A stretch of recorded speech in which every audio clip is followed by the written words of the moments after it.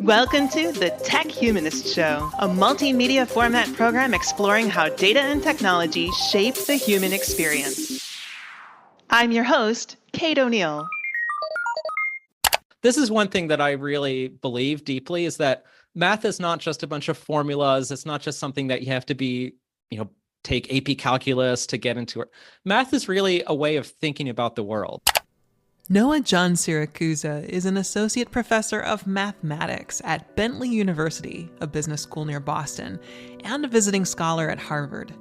His PhD is in math from Brown University.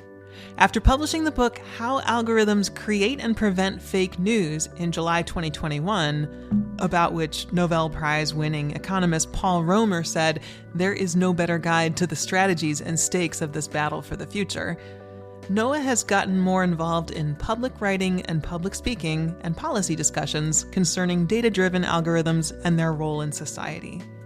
He's appeared on CNN Live and BBC Radio and written for Washington Post, Scientific American, Time, Wired, Boston Globe, and others. Noah is currently working on a second book, Robin Hood Math, exploring how people of all backgrounds, not just quants and techies, can use math to help navigate life. He's also co-host of the AI in Academia podcast, and he is our guest today.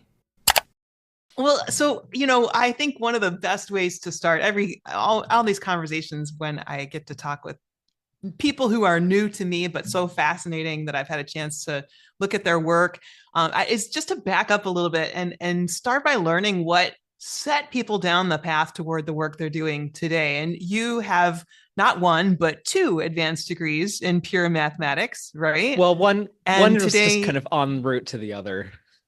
Oh, okay, fair enough. Today you're teaching business school students and the general public how to navigate life in the age of algorithms and AI. So can you talk about how that trajectory happened and what drew you to math in the first place? Yeah, it's one of these paths that, looking back in retrospect, seems kind of winding and unpredictable, but each step is there's more mundane reasons why it happened than you would know by looking at a CV, for instance. So I have an older brother who's also a math professor, and he loves math, just deeply loves math. So growing up, I felt kind of obligated to try to take some of the same math courses he took. We both went to University of Washington for college, so I knew a lot of his professors. And I enjoyed it, but I just never quite had that spark, that deep, unquestioning passion that he had. And I continued, I jumped through the hoops, I got my PhD, I became a math professor, and I do love the profession. I love being an academic, but I always just felt something was a little bit missing for me, not from math, but just from my own interaction with it. And it just felt like I've learned this subject that I know is behind the scenes and a lot of things that affect people and society and, powers a lot of technology and statistics and all these things. And I would read in the news all the time, especially in the earlier days when data was kind of taking over, like Nate Silver's predictions and then AI stuff. It just seemed like math was behind a lot of things in the news. And I'd spent many years studying math, and yet I knew nothing about those things. So it seemed kind of like a little bit of a waste. Well, what happened was my wife ended up getting a job. She's an academic as well. She's a music historian, a 19th century Russian opera scholar. It's a very different kind of academic. And she got this amazing job at Brandeis, which is in the Boston area. And suddenly, we had to take it, but I didn't have a job in the area. So I applied to any academic positions I could find in Greater Boston. Ended up not getting a single interview in the math that I had kind of been trained to do in pure, meaning theoretical research, theorem proof kind of math.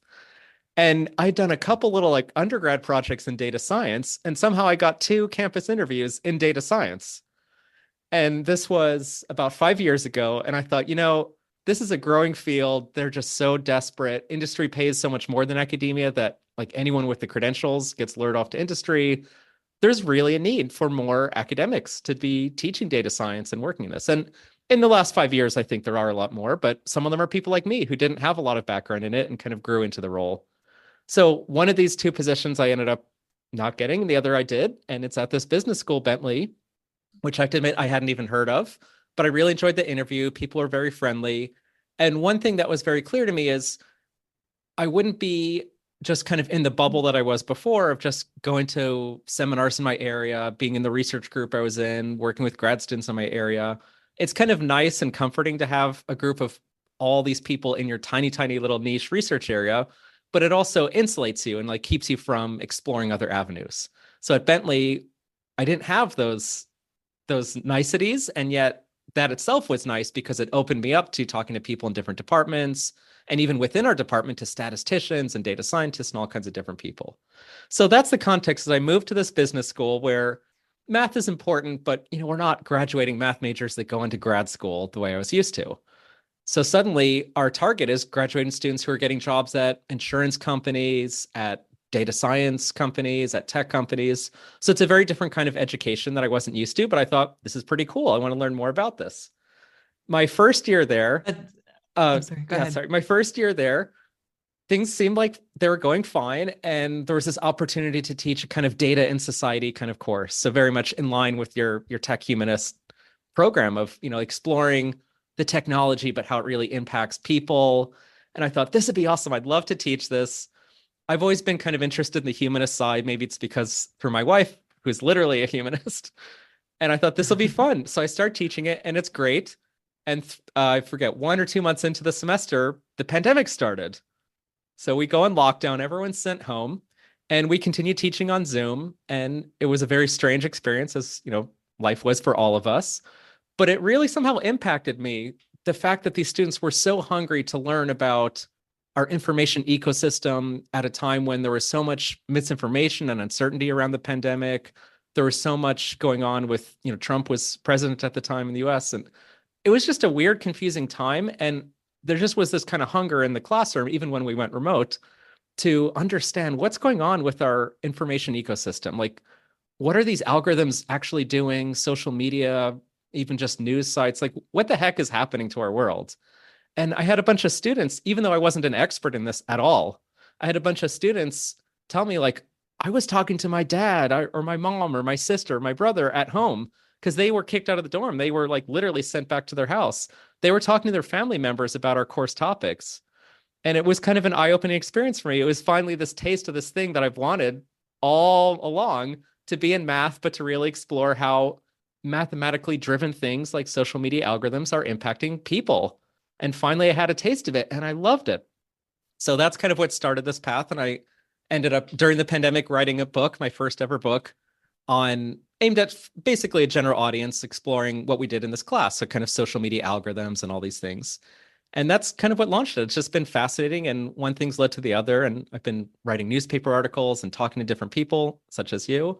And just, it's been really fun to finally come home and see math is not just this thing in a vacuum that you do without consequence. Math is this language and this tool that underlies a lot of very good and very dangerous things. And I think it's really fascinating and important to question what is the overall, what are the good and the bad? What is the net result of what we're doing as mathematicians? And how can we help?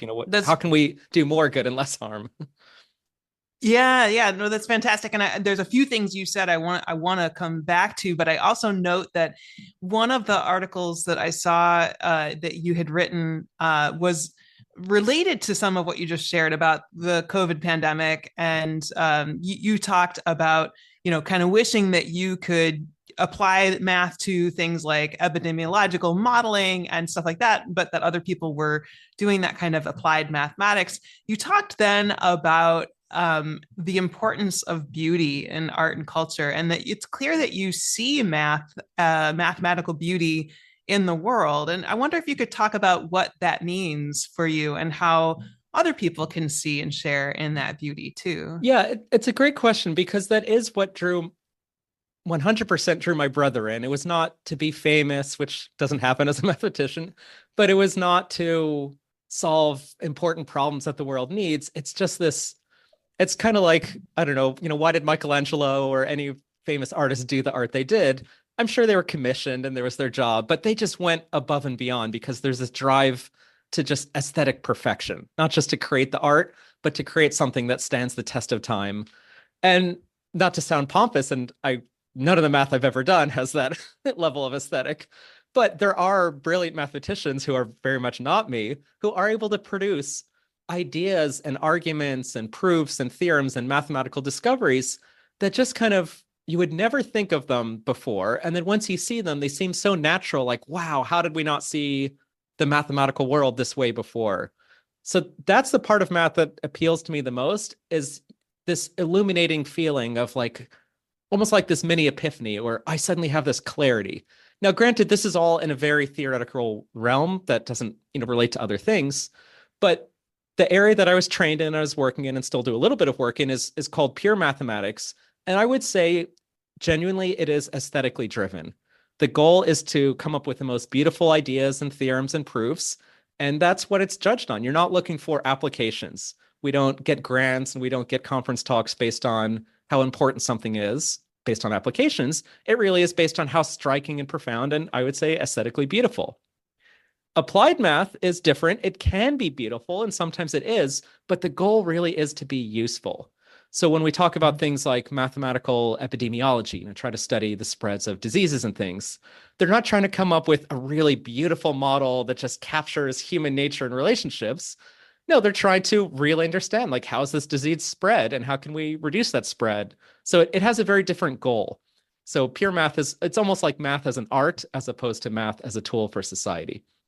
So that's where I'm trained in and come from. And I love it, but it does feel frustrating to be an artist in a world. I mean, again, I'm not really an artist, but to be focused on an artistic endeavor when you're so close to these things that really matter to people. Like, in a way, this sounds weird, but it felt during the pandemic kind of pompous and pretentious and almost narcissistic of me to keep doing math that had no use when people were suffering. That the world was on fire to some extent at the time. Like, it was a scary time. And I felt weird doing math that was not useful when I know there was other people, as you mentioned, like epidemiologists and others doing math that really mattered. So my tiny little window was, I don't think I'm a researcher who could pick up that topic fast enough to actually help and contribute. I have some much smarter colleagues who did, and I'm glad they did. But what I felt I could do was just, it goes back to one of the other points you raised, is just try to help the public understand a little bit better these things. So how do these epidemiological models work? I may not be able to build them, but I can help the public understand what they are and what's going on a little bit better. So maybe they can trust them or not trust them as appropriate. And same with social media algorithms, Google search rankings, all these things. We're just surrounded by algorithms. Even if you're not at all interested in tech and math and these things, so much of your experience is filtered through algorithms. And I just feel like we're at the point where it's so important that people understand a little bit better what these things are doing, how they work. And I do think math is a useful language for having that conversation. Yeah, and I think you mentioned this feeling of frustration, relative to the relationship between that sense of being an artist in math and then the applied side, or how you could kind of connect with what matters. And I think for folks without a background in math, that the beauty and that the constructs of pure mathematics can be hard to find because it can be hard to understand, as you say.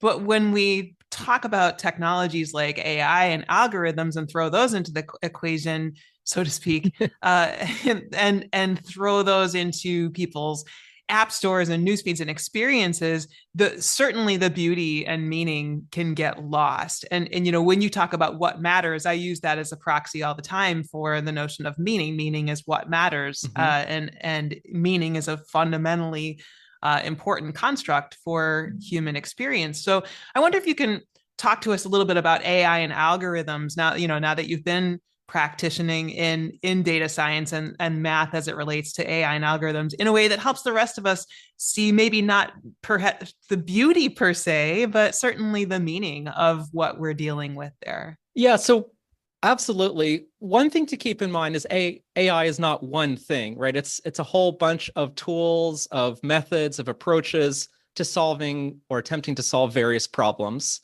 And it comes in lots of different flavors. But there are some architectures to AI that seem to be widely applicable that are kind of taking over. And that's broadly what we've been hearing is called deep learning. So for many years, there was machine learning, which is a whole bunch. Really, it's just a toolbox of different algorithms, of different mathematical approaches to trying to learn patterns and structure in data.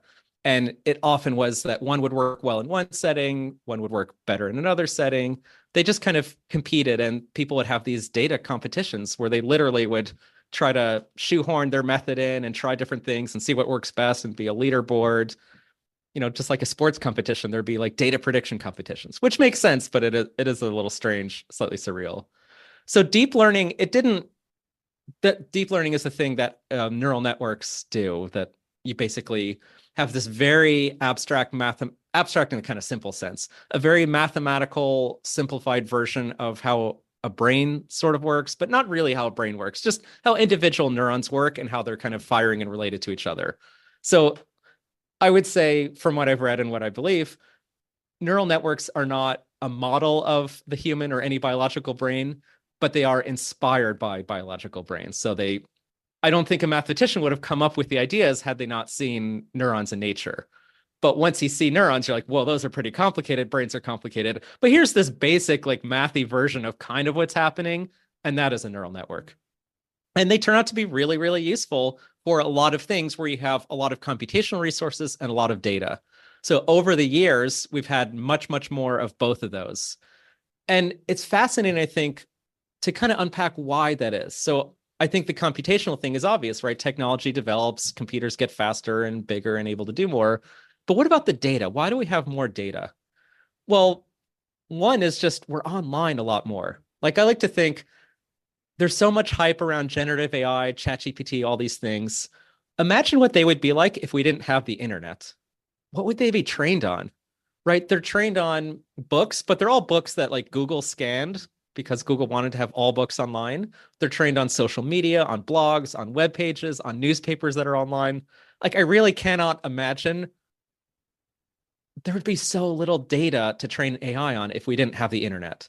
So in a way, AI is just very lucky that the internet came along and it was just this vast collection of all human interactions. Social media especially accelerated this. So one way you could view it is it was just kind of like a lucky coincidence that the internet produced this a massive amount of human data. That's exactly what AI needed. But a slightly more cynical take is, no, this is surveillance capitalism, right? All these companies like, well, Meta, but then Facebook and Google, they realized that the way to make a lot of money on the internet is to collect huge amounts of data from your users and to use that data to improve your product, but especially to target your ads. Right? The internet is largely free because we have advertising. That advertising is targeted through algorithms that need your data. They need to know what you're going to click, what you're going to like, all these properties of you, who your friends are. So it's kind of funny that I think the success we're seeing of AI now, you could say it's because, deep learnings are this clever architecture and this nice way of using math to model the brain. And that's all technically true, but it's also surveillance capitalism just economically incentivize this mass collection of human produced data. It kind of like, it's shocking to me as a teacher how many of the 18-year-olds in my class seem to want to be a social media influencer as their career. Like, that is the career of choice for many, many young people because they grow up watching social media. They're not watching a lot of TV. They're not, maybe they're not going to be a sports star, but they feel like I could be a YouTube personality or TikTok personality. So we've kind of pushed generations into this idea of creating content and consuming content, but that's all data that feeds this AI. So it's been a fascinating thing to kind of step back and think about what was, accidental quirks of history and what was more not like planned and premeditated, but what has that kind of slightly sinister undertone that this is surveillance capitalism that's driven humans to data trails that now are powering AI. AI that's, by the way, run by and profited by the exact same set of companies that innovated surveillance capitalism in the first place. So I didn't get to the aesthetics and the beauty, but that was just like a big picture view of the economics of AI, let's say. It's a really important perspective. If you haven't already, there's an episode discussion with Yanis Varoufakis, who wrote the book Techno-Feudalism. And he lays out a really similar understanding and argument to what you just described. But I think it's really, it's important too, the lens you have in an academic setting and helping colleagues and students understand how technology, how this data-based picture impacts education and society, that's a part of the job. And I wonder, when you think about media and digital literacy, like the students you're talking about who want to become influencers, or lack of literacy, what role do you feel like that's playing in shaping people's feelings and experiences with AI and algorithms? And is there a media or digital literacy issue at play here that you see? Yeah, I think in two directions. In fact, just yesterday, I have an uncle who's a lawyer in Saudi Arabia, and he said that he's on basically like on the school board for the American school, I guess, K through 12 school there in Riyadh. And he said, "Can we talk? We're trying to figure out like how to revamp our education for the next 5 to 10 years, knowing that AI is going to be a big thing. So let's chat." And I didn't have a lot of particularly keen insight, but I think it's great conversation to have and great questions. So I'm glad you raised this. I do think education is one of the most relevant things that we really need to address. A lot of work, like if you're a coder, you kind of learn how to use AI, like Copilot, to be more efficient. A lot of jobs are getting more efficient because of AI, but I feel like education, it's not getting more efficient necessarily. It's getting massively disrupted. We really need to figure out how to do what we're doing differently, hopefully better, how to prepare students for a very different world. So I feel like education is carrying a lot of the brunt of the rapid pace of AI development. So going back to media literacy, I think there's two things. One is, maybe this is just my particular bent, the fact, as I was saying earlier, so much of our life is filtered through algorithms that I feel like to be an informed citizen of the world today, just like in earlier parts of history, and still true, you need to understand how government works. Like if you, in the US, how bills are passed, how the different branches of the government, like that's important to be a citizen of the world. And this is true in other countries, no matter what your government says, you need to know how the world works, how basic economics, basic governance, these are fundamental principles that help you be an educated, informed citizen of the world. But now that a lot of our actions are shaped not just through government, but through tech companies and specifically through data-driven algorithms, I do think it is kind of a new chapter in being an informed, let's just say an informed citizen of the world, to have some awareness of how these algorithms work. And I think part of that is like a technical level, but one that I think everyone is capable of. And we can talk a little bit more about that. Like what a lot of people hate math and a lot of people claim they're not good at math. I don't deny that. I personally think I'm not good at math, but somehow it happens anyway. But a lot of, there are a lot of math phobic people in the world, and that's just a fact. So you could say, well, if a lot of people don't like math and don't see themselves as good at math, how could they try to study the math of AI and these algorithms? So I can come back to that. So I think being informed is partly really embracing these algorithms. It's also thinking about what are the consequences, what impact does it have that our information is sorted through an algorithm? At a very basic level, if I go to a library and I ask the librarian for resources on World War II, let's say, the librarian has a training and a background in library sciences and information sciences and can help guide me. If I go to Google, this is a data-driven algorithm that's now guiding me to certain resources. That's a very different thing than a human expert. If I go to a chatbot and I ask for information, this is also a very different form of information. So just thinking through at a technical level how these things operate, how they're very different, what role the data in these data-driven algorithms is playing, I think it's important. And also thinking of the economic incentives, right? A library is usually nonprofit. Google and chatbots tend to be for-profit. So they have skin in the game financially. So it kind of changes things. Yeah. And as you said earlier, there's a lot going on in the world right now. You were alluding to the pandemic years, but even now, right, the US is in an election year, crucial climate policies are under threat, and people are struggling to trust institutions. And you address some of those societal issues and how they're amplified by data-driven algorithms in your recent book, How Algorithms Create and Prevent Fake News, right? So I wonder if in a practical, here's how this affects the average person's life kind of sense, if you could talk about how are data-driven algorithms shaping the truth for better or worse? Yeah, that's a great question. And I think it gives an example of how even people who think of themselves as math phobic can still use mathematical thinking to help understand these things. And this is one thing that I really believe deeply, is that math is not just a bunch of formulas. It's not just something that you have to be, take AP calculus to get into it. Math is really a way of thinking about the world.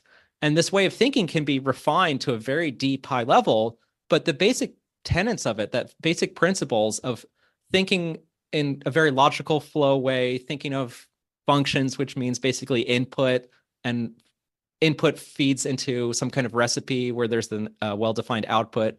Somehow the principles of how we think mathematically, I think, are approachable to everyone and really helpful.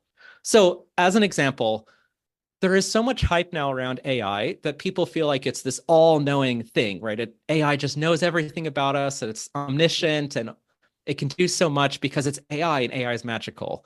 And I think, yes, to some extent, but also no. Let's really zoom in and think about, what does the AI actually know? And here I think that, again, a mathematical mindset without needing any mathematical background can be helpful. So let's go to social media, for instance. People talk about how, like, TikTok has this algorithm that can read your mind. Facebook sends and Google send ads that seem, eerily prescient, that seem to just know our inner secrets. So there's a lot of this kind of mind reading hype around that kind of AI. And now there's a lot of hype around the more public facing AI, things like chatbots, where they just seem to know a ton. Let's just say, like, a social media algorithm, Instagram, Facebook, Twitter, they're all basically the same as far as algorithms. What do they actually know? Well, they only know your actions on the platform. They know what you post. They know what you like. They know what you comment on. They know what you repost. They know your trail of engagements and content. So that's the data they collect, and they use that data for everything, for deciding who to suggest as friends, for ranking the post in your feed of what you'll see. So everything about your social media experience is based on this trail of data you're leaving, which is engagement. So to put this in a kind of very cursory mathematical lens, the input to these algorithms, like your feed, is your collection of engagements, right? The things that I like, the things that I comment on, the things that I repost. That is the input to the algorithm, and the output is whatever videos or posts it decides to show me. So the punchline there, going to how does this affect an ordinary person, is when we see things like, when rumors or news or fake news, whatever you want to call it, is spreading very quickly in social media, I think it's helpful to realize that factualness is not one of the ingredients at all in any of these algorithms, right? That what is spreading quickly, what is promoted in people's feeds, is what's getting the most engagement, because that's what these platforms can collect. It's very easy to say, oh, this post has 1 million views and 200,000 likes. And, those are numbers directly. So that's the data the algorithm uses. And that's basically the only data. There's a little bit more than that, of course. But like, if you're on YouTube, it also knows your Google searches and a bunch of stuff. But basically, it's your engagements, what you do online. It doesn't know what's true. That's a separate layer that humans have to kind of add on with, like on Twitter, there's the, I forget what they call the bird notes or something, the community notes where people can add context. That's a human thing that's very different than the original algorithms, because truth is not something that a computer can infer and collect, like, in a very simple quantified way, the way it can likes and other forms of engagement. So going back to your question, how does this affect an everyday person in your everyday interactions? When you're on social media, just remember the algorithm is designed to promote things that are getting a lot of engagement. Things that get a lot of engagement tend to be controversial. They tend to be entertaining. They tend to be exciting. But there may not be much correlation with truthfulness. So it's just not one of the variables. Going back to chatbots and AI and these things, there's been some arguments that these things kind of know everything and they can read our minds and they're so powerful and we have to be really careful. They can influence us. There is interesting research in that direction, but just know these things only know what information we fed them. So I can talk with ChatGPT and it'll know what I've typed into it so far. And I guess because it's trained on a lot of the web, it knows, maybe if my web page is up there or my Twitter, it knows some stuff about me, but not a lot, right? It doesn't know intimate details about my personality, my family. It doesn't actually know much about me. It fakes it and it pretends. So just stepping back and thinking, as impressive as these algorithms are, there's only certain data that they actually use. There's only certain data that they know that all their actions are based on these things and not other things, I think is a really important and empowering first step in dispelling this hype and myth that they're all knowing. Is they do know a lot, but there's a lot they don't know, and they fake it, right? They give the impression of knowing more than they do. I think it's such a really good point. I spent years in the late 2000s and early 2010s doing a lot of A/B and multivariate testing in retail environments and other online environments. And yeah, you'd be amazed how much you wouldn't be amazed probably, but many people would be amazed at how just isolating one or two variables and being able to play with some variations there can give you so much insight into the behavioral preferences that people have. And that's just with the placement of buttons or the color or the wording on an e-commerce page. Like when you start throwing the level of nuance of the kind of things people respond to in a content-rich environment, there's a lot of input there that the algorithms can optimize around without necessarily knowing anything other than, as you say, the pure metrics about the engagement people are giving back to what's being shown them. So it's a really good reminder. It goes both people. ways, because there is, when you have this kind of just the sea of information and data that is the open web that these things are trained on, that is a huge amount of information, but it's very different than the kind of refined information you get from A/B tests, where you're really isolating a single thing. Are people going to watch YouTube more if I use algorithm A versus algorithm B? Are they going to buy more of my product if I use red or blue on my webpage for the company? So when you really zoom in and do these controlled experiments, you can get very practical data. And I just want to emphasize that most data that's just floating around, like I could look at all of Twitter and how much concrete practical data of that kind, like the valuable A/B test data, is there? Not a lot. So there's a very different kind. I mean, that's a great example that you brought of A/B tests. That's data that's specifically designed to be generated to answer a specific question. And so it's very useful for that question. But that doesn't mean just looking at all the information people post on social media that you're going to know how to, convince them to vote for your specific candidate or manipulate them. So there's a lot of fear that with these AI tools that like Russia is going to do all these propaganda campaigns, and certainly they do. But we just have to recognize they're not really running a ton of A/B tests and collecting that kind of refined data that they can really use to optimize their choices. Or even if they do, that's not the same thing as saying, oh, because AI is so smart, it can manipulate people to get them to do anything they want, that we're just, outsmarted by AIs. Yeah, I think the both and of what we're saying is that it's really helpful, it seems like, for people to just be thinking about that branching logic, right? The sense that all that really needs to happen to make the content more and more and more targeted to you is for you to engage more and more and more with what interests you, right? And so that seems like it's a really important thing for people to take and apply to this. What the next thing people think when they hear about algorithms shaping our experiences, what can we do about it? And it seems like your latest book, Robin Hood Math, which is coming in 2025. Yeah, next summer. That's right.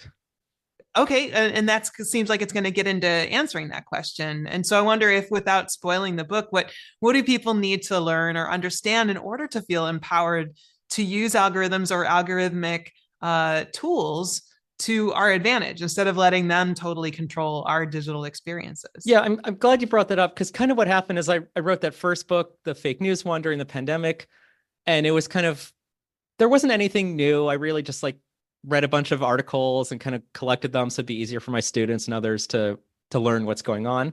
But it was a helpful, resource that it put together a bunch of information about these algorithms and their impact on our news ecosystem. But the problem was, I would talk about how these algorithms work and the problems that the thing we we're just discussing, that these algorithms are engagement based. And when you get your, for entertainment, whatever, you get your whatever is trending through engagement, I don't think that's so harmful. But when you start getting your news not based on what an editor with 40 years of bureau experience in DC thinks is important, but whatever is just getting the most clicks and likes, you get some weird stuff. You get a lot of conspiracy theories and things. So I talk about these problems, and then people would always ask the natural question of, okay, so how do we make it better? And I didn't really have a good answer for a while, and I still don't really, but I would just say like, well, hopefully there's some regulation coming, and I don't think there is really. The EU and other parts of the world have been further ahead as far as regulating social media, AI, digital markets. There's been progress, but it's a hard thing to regulate. Like, it's very, very tricky. Mm-hmm.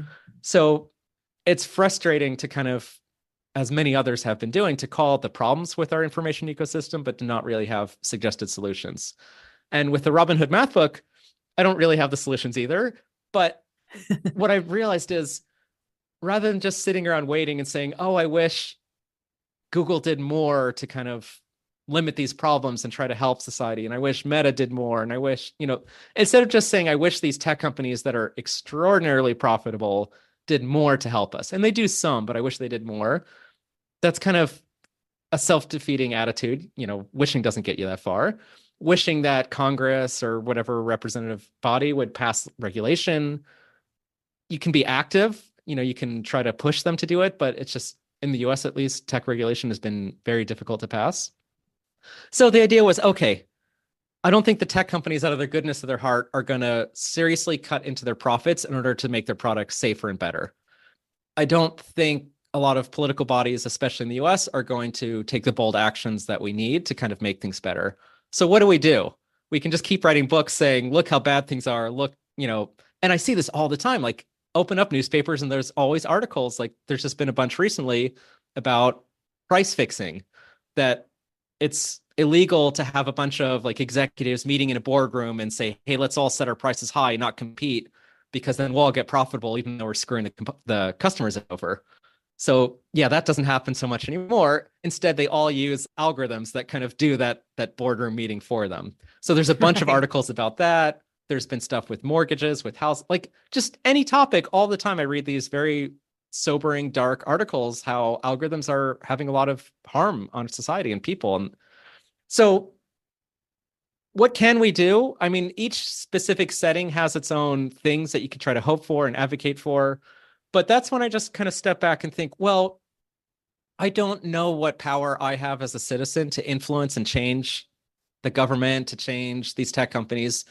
But the more I can learn about how their algorithms and their products work, and the more I can help communicate that to the public, and especially in a practical way of not like, here's a complicated diagram that shows how this algorithm works, but here's what you can actually do. Like, here's the algorithm, and here's how this knowledge will help you have a more positive experience with it. So for instance, like if you're thinking of TikTok, TikTok's algorithm is secret, proprietary thing that we don't know the details, but actually the broad strokes of how the algorithm works was leaked a few years ago. And it turns out it's basically the same in broad strokes as YouTube and Facebook and Instagram and Twitter. They all kind of have the same algorithm in broad strokes. So it was leaked, but it wasn't any surprise or secret. Yeah. You can look at these algorithms in broad strokes, again, not knowing all the details, and you can try to help, or at least I feel like I have, because of my math background, I can try to help people understand the basics of what they're doing and use that knowledge to have a more positive social media experience. So for instance, I keep saying that all these platforms have kind of the same algorithm. The basic idea is they just use what's called a weighted sum. All these things, Twitter, Instagram, Facebook, TikTok, they all use what's called a weighted sum, which means they try to estimate, they use fancy AI systems that we don't know much about, but they try to estimate the probability that you'll perform various forms of engagement, the probability that you'll like a post, the probability that you'll reshare that post, the probability that you'll comment on that post.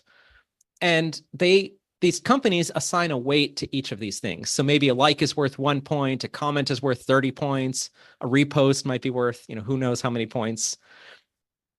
And more or less, like in broad strokes, all these algorithms, what they do is they compute this weighted sum. So they add up like, oh, if there's a 25%, if they think there's a 25% chance that you'll like, and a like is worth 1 point, then that's 0.25 points. And if they think there's a 50% chance that you'll comment and a comment is worth 30 points, then that's 15 points. So they add up all of these kind of expected points, the probability of the action times the value of the action in this arcade game point system thing.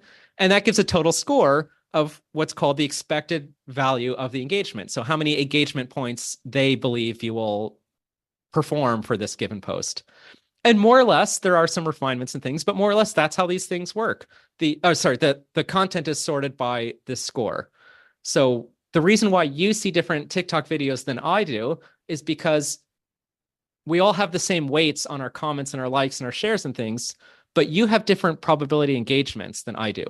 I might have like a 90% chance of liking dog videos, and you might have a 90% chance of liking cat videos.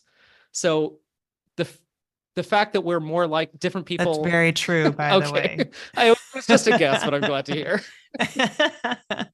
So that's the basics of these, that the algorithm is trying to guess what we will engage with and how much, and it assigns scores. And then the posts we see are sorted by these scores. So, it's a little bit difficult in a conversation on a podcast to go through that. Like, I don't expect you to be like, okay, now I exactly get it. But that's the basic idea, that it's, hopefully our listeners can hear, it's not that complicated. These tech companies make their products and their algorithms sound like you literally need a PhD in math to understand them. But in broad strokes, you don't. The basic idea of this point system using probabilities and weights on engagements is not that complicated. And yet that shapes everything we see on all of these social media platforms. And I think being aware of that and recognizing that if I change my probabilities, like if I'm more likely to, if I stop engaging on COVID content, I'm going to start seeing less of it because the probability that the algorithm thinks I'll comment on it goes down. So to give a really concrete example of how this might be useful, I should like dog videos, is what well, you're if you saying. want more of those. But the problem is when you see something that you don't like, right? If you like things, great, comment on it, like it, share it. That's fine. And I think most people get that. Like if you like pasta, comment on pasta and you're going to see more pasta. Like big deal. That's harmless. The problem is when you start to see stuff you don't like. And, we're heading into a presidential election. There's a lot of stuff I don't like. What's your temptation when you see... So I'll reveal my political standing here. I'll see like Elon Musk posting some very pro Donald Trump thing, and it like bothers me. So what's my instinct to do? To scroll right past and not give it any engagement points? No, my instinct is to say like, oh, what a fool. This isn't true. He's lying. To comment, to engage, to retweet. What I'm doing when I do that is just telling the algorithm, please send me more. Look, my probability of engaging is pretty high. So just recognizing this, I think, helps people moderate themselves a little bit better. Like it's one thing to say, oh, if you engage with stuff, you'll see more with it. But if you just scratch the surface a little bit and look at the math formula, which again, anyone can do, I actually think it's a little easier to regulate our behaviors and really think, you want to write that comment on that Elon Musk tweet. Do you really want to give the algorithm 30 more points saying, show me more of that and show other users more of that? Is it worth those points? When I start to think in those terms, it's almost like I have a budget. And I'm like, no, I think I'll just scroll by. It's not worth making my stupid little point that no one's going to read anyway. I like the budget analogy. I think that's very relatable for people. I think people will take that and you're right. Like it's not an easy thing to explain over a podcast discussion, but I think you've done a very good job of it. And that analogy feels like one that people will crisply be able to come away with and apply immediately. I mean, one way to think of that budget is, go ahead. Some people spend a lot of time on social media. I fall into that sometimes, but like, let's say you're going to go and look at 100 posts. That's a finite number, right? That's a limited number of posts, and your actions are determining which posts you're going to see. So it really, like, literally is a budget. Like, if these are 100 posts, what posts do I really want to see? Do I want to see the ones that kind of aggravate me and annoy me that I want to argue about? Well, unfortunately, the way the algorithms work, the more you argue with these things, the more you are going to see. So you are going to spend that budget of posts on the stuff that kind of pisses you off. So yeah, I think a budget is it's not just a metaphor, it's a literal thing. Like you have a finite amount of time, and we do need to choose a little bit more carefully how we use it. Not saying like go for a walk in the park instead of social media, though I wish I did that more, but touch grass. Yeah, touch grass. But even when you're online, think of how you're spending your online actions, because that is shaping what you see.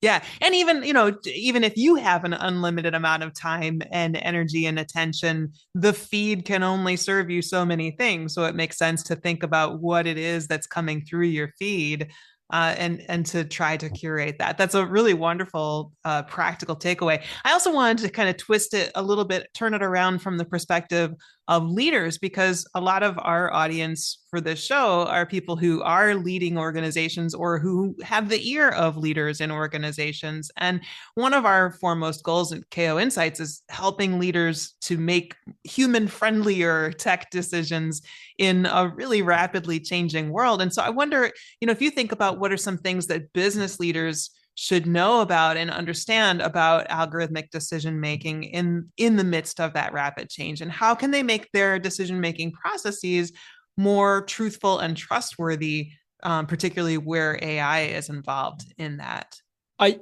It's a great question. It's hard to think of a correspondingly great answer, but I will say one general principle that has not let me down so far is transparency goes a long way. So if you are going to use AI, like I'm on a AI task force at my university, we're trying to figure out basically like, what should our policies around AI be? Not just like, is it cheating in a classroom, but very practical things. Like, let's say the president of the university gives a speech. If he uses some generative AI to help write drafts or even to write the whole speech, is that ethical for us as a university? Like if alumni go and they're considering donating, they want to hear the president's thoughts. But if he just types some prompts into ChatGPT and is reciting what he said, like maybe the president is cheating the alumni by doing that. So is that ethical? Should we allow that? Should it be disclosed? And, it's hard to answer these questions, but what we felt on that committee, when I think broadly, is transparency goes a long way. So if you're thinking of using AI products, I think it does behoove you to be honest with your other organizations, with your clientele, with the other stakeholders involved. You don't have to say what your prompts are and what percentage of the text was generative AI, but I think it is helpful to indicate that you are using generative AI in part of the drafting process. But you can counter some of the fears by saying, for instance, everything that we say or post or publish has been fully vetted by a human and that we approve of its message. Because that's kind of what people are worried about, right? That the temptation to just have generative AI produce the text and then you never even really look at it, so you're not sure if it reflects your views. That's really what's scary. I don't care, I don't care really if your brain wrote the first draft or an algorithm helped and you edit it. What I care is at the end of the day, the words that you're communicating to me, either verbally or written or however, they really are something you've thought about and that they reflect what you actually believe and value. So I think transparency, like, yes, we do use these tools, but the products are things we stand by, that we vetted, that we, really are the messages that we want to communicate. That's something that I think helps, just letting people know that. I think for the larger, that's kind of thinking like a smaller organization, like let's say my university. But I think for the larger organizations as well, one thing that I found irksome when I was writing this Robinhood math book, the one that I was saying talks about this formula for social media and how we can use it, is for TikTok, for Facebook, for basically all of them except for Twitter, which for all my critiques of Elon Musk, he did basically open source the algorithm so people can kind of see it in more transparency. But for all the others, the only reason we know as much as we do about the algorithms is basically because of leaks. With Facebook, there was this big Frances Haugen whistleblower leak a few years ago. The TikTok one wasn't such a big leak, but it was like a small leak to get the insight into the algorithm. So I think it's frustrating that we have to rely on leaks to get insights into these things. I almost feel like you can't live life now without interacting with these large platforms. And I feel like it's kind of society's owed some basic information about how they work. I don't think this is something that we should just hope some renegade employee happens to leak to the press. I do feel like there should be more transparency, that companies, if millions or hundreds of millions of people are using a product whose algorithm is going to impact their livelihood and shape our society, we should know just the basic contours of that algorithm a little bit better. So I do think transparency is needed. So if you have some, political power, I think maybe we need some regulation for more transparency. Doesn't mean you have to reveal trade secrets about how the algorithms work, but just like at the basic level, what data do they use, and what's the input to this algorithm? What is it basing its decisions and its output on? You don't have to tell me the inner workings, like exactly how it's working is what it's doing, but just the basic, like if Facebook told me what you see is based on, here's an interesting example that I only learned recently in writing this book. On Facebook, and I suspect Instagram as well, but I haven't checked carefully, just looking at a post for like, I think more than 3 seconds or something counts as engagement, whereas on Twitter, it doesn't. So if you're scrolling through, you might resist the like, you might resist the comment and the reshare, but if you spend time on a post, that will tell Facebook's algorithm, show me more of this. But that's not true on Twitter. I'm supposedly an expert in this kind of social media algorithm stuff, and I only learned that a few months ago and found that really fascinating. Why isn't this just like public knowledge that we all know so we can act accordingly? So I think if you have an ability to influence regulation and policy, advocating for transparency is helpful. If your organization is trying to grapple with how to use algorithms and data, transparency, like tell us the sources of your data, tell us the variables. If you're using demographics, are you using people's age, their gender, their sexual identity, their zip code? Like, you don't have to tell us the details of the algorithm, but tell us what are the ingredients that these automated decisions are based on. I think that's kind of a decency that we're owed. And maybe if more individuals and organizations do that, it might start a trend where others will be more transparent and open. So that's the best I can think. It's just more transparency up and down the board. Let's all try to do it together. I love that. And I feel like if our listeners are to take away one thing from this truly rich conversation about AI algorithms and navigating our world with more math literacy today, if I were to try to summarize what that is, it's that if there's an election between dog lovers and cat lovers and you don't want to get mad, then probably, and you're going to vote cats, like don't go and comment on all the dog posts. Yeah, exactly. If you write like dogs are dumb, dogs are ugly, emojis. I don't want dogs stink, you're just going to get a lot more dog content. A lot more dogs in your feed. Is there anything else that you would distill down to one takeaway you feel like people should take from this? I mean, yeah, just to kind of do as you did, but just a very quick summary. I think a lot of the tech companies benefit from the aura of complexity and confusion around these products, that they make it seem like you have to be computer science, math, engineer, PhDs. I would say, yeah, like to sit down and code that stuff probably, but we're not doing that. Like that's not what society is doing. We're interacting with these things. To know the basic contours of how they work is something that anyone is capable of understanding if that information were provided to us. So my main takeaway is we as citizens need more transparency into how these things work. And everyone, regardless of your background, even my opera scholar wife, who is not a math person, we talked about these things and she absolutely like understood every word that I explained about the algorithms. She fully get it. And it's like, yeah, now I know how to like behave slightly differently online to shape my things. So the takeaway is we need that information. And once we have that information, everyone can use it. Don't belittle yourself and think, oh, I'm not a math person or I'm not a STEM person. You know, how can knowing about a formula help me?